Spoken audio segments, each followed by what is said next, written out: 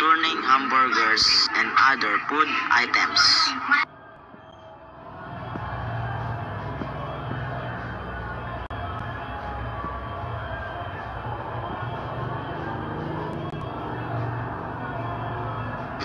Wood tongs or severing tongs enables you to more easily grab and transfer larger food items, poultry or meat portion to a serving platter, to a hot skillet or deep fryer, or to a plate. It gives you a better grip, and the longer the tongs, a better, especially when used with a deep fryer, a large stock pot, or at the barbecue.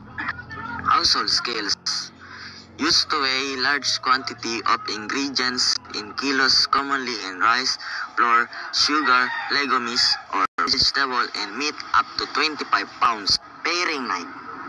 A kitchen knife is any knife that is intended to be used in food preparation.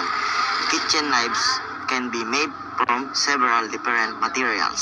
A cutting board or chopping board is a durable board on which to place material for cutting. The kitchen cutting board is commonly used in preparing food.